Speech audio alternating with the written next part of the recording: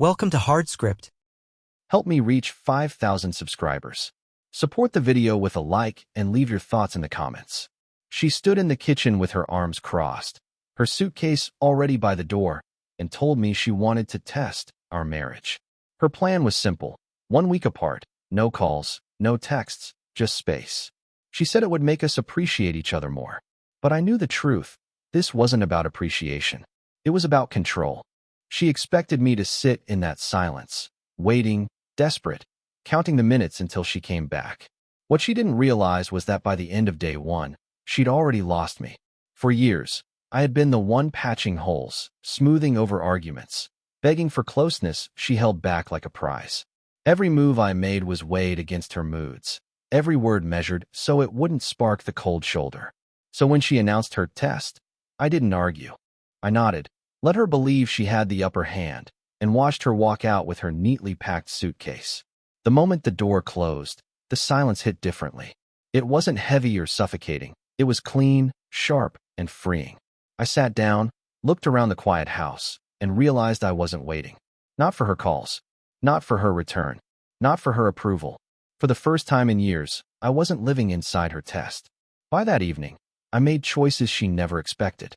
I cooked what I wanted for dinner, without worrying if she'd approve. I called an old friend I hadn't spoken to in years because she always rolled her eyes when his name came up. I even signed up for a weekend hiking trip, something she always dismissed as a waste of time. With every decision, I felt myself stepping further out of her shadow. Meanwhile, she must have assumed I was home, restless, staring at my phone. But I wasn't. I was already building distance, quietly, deliberately. That night, I slept soundly, no tossing, no tension. The bed didn't feel empty. It felt like mine again. By day one, she probably thought I was crumbling without her. But the truth was, I had already stopped waiting. And that silence she had planned as a test? It wasn't testing me, it was revealing her. She thought this week apart would prove her importance. Instead, it was the first time I saw how unimportant her control had become.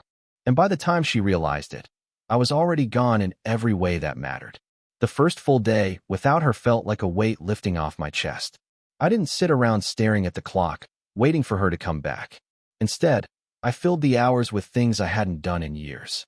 I woke up early, not because I had to, but because I wanted to. I went for a run, the kind of run that clears your head and reminds you that you're alive. With every step, I thought less about her test and more about myself, the version of me I had buried trying to keep her satisfied. When I got back, I noticed how quiet the house was. But it wasn't the kind of silence that gnaws at you. It was the kind that sharpens you. No tension, no second-guessing, no constant fear of saying the wrong thing. Just space. Space to breathe. Space to think. Space to remember who I was before I started living by her rules. By midday, I had already broken what she thought would be the pattern. I wasn't sulking. I wasn't desperate. I was moving forward. I called a buddy I hadn't seen in months and made plans for dinner. We laughed, swapped stories, and for the first time in years, I felt like myself again. It wasn't about rebelling, it was about reclaiming. That night, when I got home, I saw her picture on the nightstand. The same picture she had put there years ago, smiling like she owned the world. I picked it up, looked at it for a moment, and then slid it into the drawer. Not out of anger, but out of clarity. Her face didn't hold the same power anymore. I imagined her in whatever hotel or friend's house she had chosen for her week apart. Maybe she thought I was sitting at home, checking my phone every hour, fighting the urge to call. But she was wrong.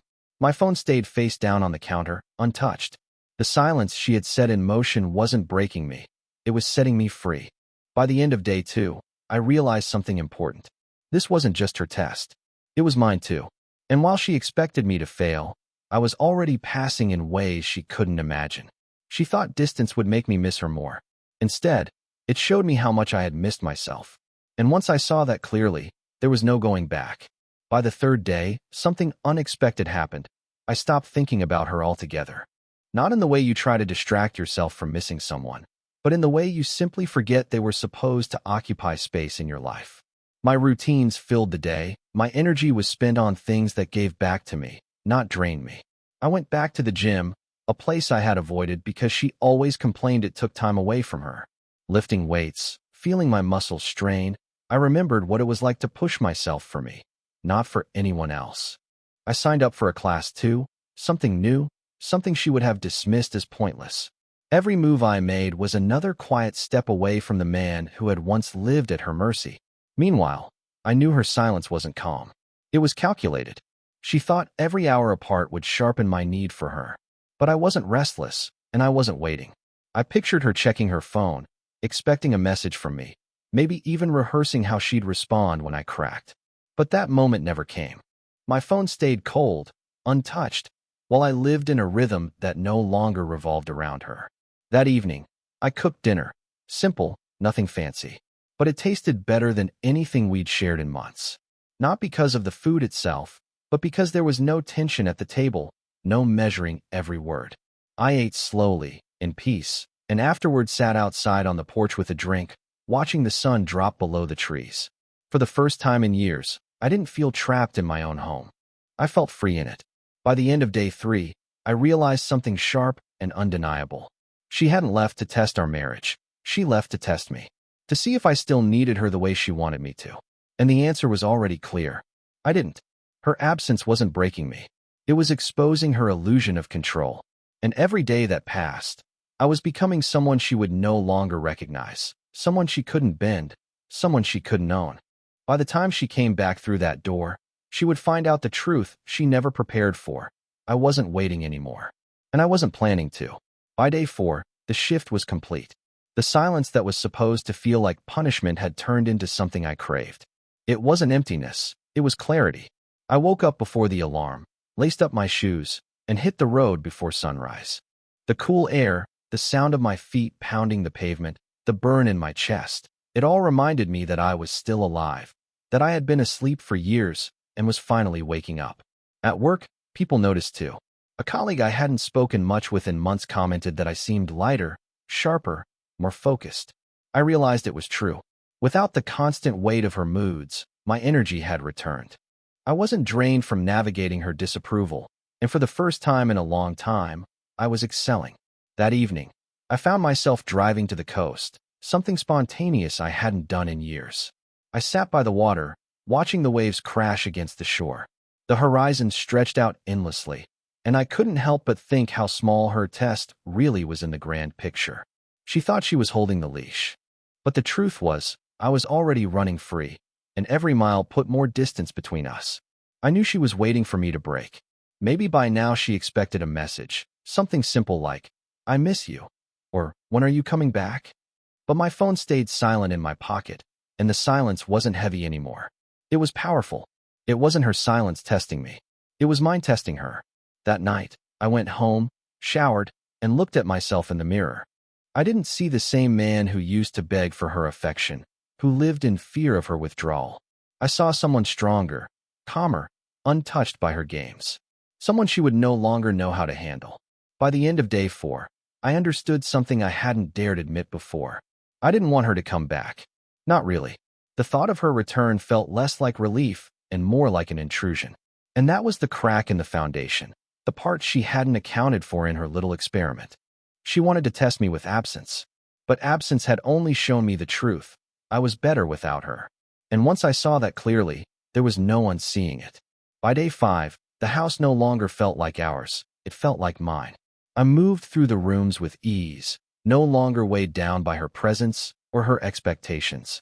The air was lighter, the silence sharper. For the first time in years, I wasn't living in a space full of tension. I was living in peace.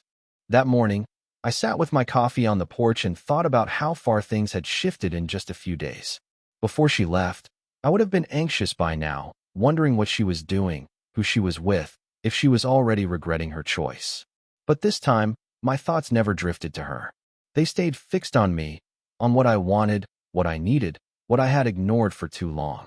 I started cleaning out the house, not out of spite, but out of clarity. Old photos came down. Trinkets we had collected on trips went into boxes.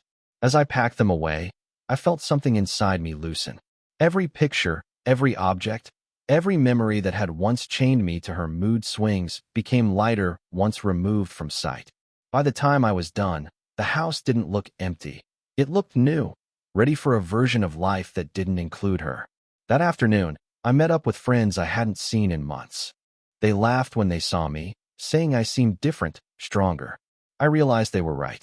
I wasn't dragging around the exhaustion of pretending to be happy anymore. I was just living. We stayed out late, the kind of night that fills you with energy instead of draining it. I came home smiling, something she hadn't seen on my face in a long time. Meanwhile, I imagined her in whatever space she had chosen for her test, expecting me to reach out. Maybe by now she thought she had proven her point, that I'd be desperate enough to call. But the truth was, I hadn't even felt the urge. My phone stayed cold, untouched, while my life grew warmer without her. By the end of day 5, it was undeniable. I wasn't waiting for her return. I wasn't counting the days until she came back through the door. If anything, I was counting the ways I had already moved past her. She thought distance would make me cling tighter. Instead, it gave me the strength to let go completely. And once I started, there was no turning back. By day 6, I noticed something strange. The silence no longer felt like a pause in our marriage. It felt like the ending she hadn't intended, but had triggered all the same. The week apart wasn't a test of us anymore. It was a test of me, and the more I leaned into it, the more I realized I had already passed. That morning, I walked through the house and realized how calm everything felt. No tension hanging in the air, no careful steps around her moods, no weight of trying to guess what version of her I would be dealing with that day. Just stillness, and within that stillness, strength. I decided to drive out of town. No plan, no destination. Just freedom. I turned up the music, rolled down the windows, and let the road stretch out in front of me. Every mile that passed felt like shedding another layer of her control. I stopped at a diner hours away, ate lunch alone, and actually enjoyed it. I didn't feel lonely. I felt alive. Meanwhile, I could imagine her frustration. She had probably expected me to crack by now, to reach for her with desperate messages. But I hadn't given her a single word. And that silence wasn't just absence. It was a mirror, forcing her to see what it looked like when she didn't control the narrative. That evening, when I came home, I noticed how different the house looked without her clutter. I had packed away enough of her things that it no longer felt like she owned the space. It was mine again, and that realization hit harder than I expected. She hadn't just walked out for a week. She had given me the space to reclaim everything she once occupied. As I sat on the porch that night, watching the last light fade, I felt no urge to call, no urge to wonder what she was doing. Instead, I felt something sharper, clarity. By stepping away, she had given me a gift she never intended. The chance to see how unnecessary she had become to my happiness. By the end of day 6, one truth was clear. She thought this separation would prove her value. Instead, it exposed her irrelevance. And once I saw that, there was no room left for waiting. By day 7, the silence had become permanent in my mind. It wasn't a pause, it wasn't a test, it was the new reality. And instead of fearing it, I embraced it. The man who once would have been pacing the floor, desperate for her return, had disappeared. In his place stood someone calm, untouchable, already moving forward. That morning, I cleaned out the last of her belongings. Clothes she had left in the closet, bottles of perfume on the dresser, little reminders she'd scattered everywhere as proof of ownership. One by one, I packed them into boxes and set them in the garage. The more I cleared, the lighter the house became. By the time I finished, it no longer looked like our home, it looked like mine. I imagined what she was feeling. Maybe by now, she had expected me to break and reach out. Maybe she thought she'd walk back into a desperate man waiting at the door, eager to prove he couldn't live without her. But what she'd actually walk into was something she never prepared for: indifference. That afternoon, I met with a friend for coffee. He asked how things were going, clearly expecting me to spill frustrations or admit how much I missed her. But I didn't. Instead, I told him I felt clearer than I had in years. He raised an eyebrow, then nodded slowly, like he could see it in my face. That was the moment I realized it wasn't just me who noticed the change. Others could see it too. When I came home that evening, I sat outside on the porch again. The sun dipped below the trees, and the air was still. I thought about the moment she left, suitcase in hand, so certain she was in control of this experiment. She had walked out thinking she'd come back to a man weakened by absence. Instead, she had created the very conditions for me to see how strong I could be without her. By the end of day 7, the week she planned as a test had flipped against her. It hadn't proven my dependence. It had revealed my independence. And when she finally walked back through that door, expecting the man she left behind, she was going to find a stranger. A man she couldn't bend, a man she no longer owned. And that realization would break her long before it ever broke me. The 8th day arrived, though her plan had only been for a week. She hadn't returned yet, and that silence told me more than words ever could. Either she was trying to stretch the test longer, convinced it would push me into breaking, or she was hesitating, unsure of what kind of man she would find when she walked back in. Either way, it didn't matter anymore. That morning, I took the day off work and drove out to the mountains. The air was crisp, the trail steep, and with every step, I felt myself rising further away from the life I had been trapped in. When I reached the peak, I stood still, looking out over the valley. The world stretched endlessly in front of me, and I felt something sharp in my chest. Freedom, unshakable and absolute. I knew she wasn't experiencing the same clarity. She had walked away thinking absence would tether me to her tighter, but absence had exposed her weakness. She needed to be needed. Without that, she was nothing more than another person passing through my life. And now she had lost even that. When I came back home, the house felt different again. It no longer carried any trace of waiting. The boxes of her belongings still sat in the garage, untouched, ready to be moved. I poured myself a drink, sat in the living room, and thought about what would happen when she finally walked through the door. I pictured her face, expecting relief, expecting a man desperate for her touch, expecting tears or apologies. But that version of me was gone. What she'd walk into now was silence, the kind that left no room for bargaining. I wasn't going to fight. I wasn't going to explain. I wasn't going to beg. I had already left her in the only way that mattered, emotionally, mentally, completely. By the end of day 8, I realized something final. This wasn't her test anymore. It wasn't even mine. It was the truth revealing itself. The marriage she thought she was testing had already ended long before she packed her suitcase. The difference was, now I finally had the clarity to accept it. And when she did return, expecting to find the same man she had left behind, she was going to face a stranger, one who had already closed the door she thought was still open. On the 9th day, the test ended, not because I called her, but because she finally came back. I heard the car in the driveway, the shuffle of keys at the door, and then the sound of her suitcase rolling across the floor. She walked in with a rehearsed smile, the kind of expression people wear when they're trying to pretend everything is fine. But the moment her eyes met mine, that smile faltered. I was sitting in the living room, calm, composed, not waiting. She looked around the house as if expecting to see signs of my desperation. Empty bottles, scattered clothes, anything to prove I had fallen apart in her absence. Instead, she saw order, clarity, a home no longer shaped around her presence. She set down her suitcase and said softly that she hoped the week had given me perspective. I nodded, and for a second she looked relieved, as though I was about to tell her I had missed her. But then I said, "It did. I realized I don't need this anymore." The words hung in the air like ice. Her mouth opened, but nothing came out. She sat down across from me, her posture suddenly smaller, and asked if I was serious. I told her I had spent the week living without her, and it had shown me the truth, that I felt stronger, freer, lighter. She had expected absence to make me crave her more, but it had done the opposite. It had shown me how much better life felt when I wasn't walking on the tightrope she had built. Her eyes welled with tears, and she whispered that this wasn't what she wanted.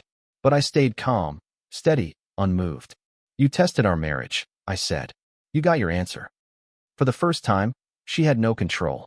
No laughter, no sharp retorts, no games. Just silence. She sat there, realizing the test she had designed had backfired completely, and I watched her crumble under the weight of her own choice. By the end of day 9, the roles were reversed. She had left to prove her power, but she came back to find herself powerless. And me?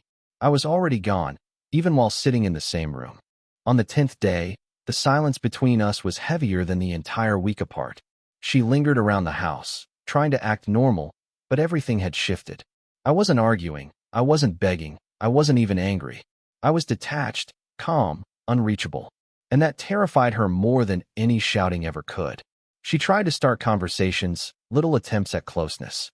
She asked if I wanted dinner together, if I wanted to talk about what had happened, if we could reset. Each time, I gave her the same answer, not with words, but with distance. I didn't fight, I didn't engage. I simply moved past her as though she wasn't there. Later that evening, she broke. Tears streamed down her face as she asked if this was really it, if I was truly letting go. I looked at her, steady and cold, and said, "You wanted space. Now you have it." She covered her mouth with her hands, as though the reality of her own choices had just crushed her. What she never understood was that this wasn't about punishment. It wasn't revenge. It was clarity. I had spent years in a marriage where her happiness dictated every moment of my life. When she walked away to test me, she assumed I would chase her, that my need for her would outweigh everything else. But all it did was prove how unnecessary she was to my peace. I didn't raise my voice. I didn't throw accusations. I simply lived without her, and in doing so, I realized I didn't need to live with her anymore. That was the quietest but sharpest truth I had ever faced. By the end of that night, she sat in the kitchen alone, staring at the floor, while I packed a small bag. Not out of panic, but out of finality. I told her there was nothing left to fix because the moment she walked out with her suitcase, she had already ended it. I had just used the silence to see it clearly. And then I left, not with anger, not with drama, but with absolute calm. She had tested our marriage expecting to find strength in her control. Instead, she found weakness in herself and strength in me. That was the last lesson she ever got from me. The man she thought she could bend was gone forever, and the silence she created swallowed her whole. Real men don't explode. They exit. Subscribe for more power stories.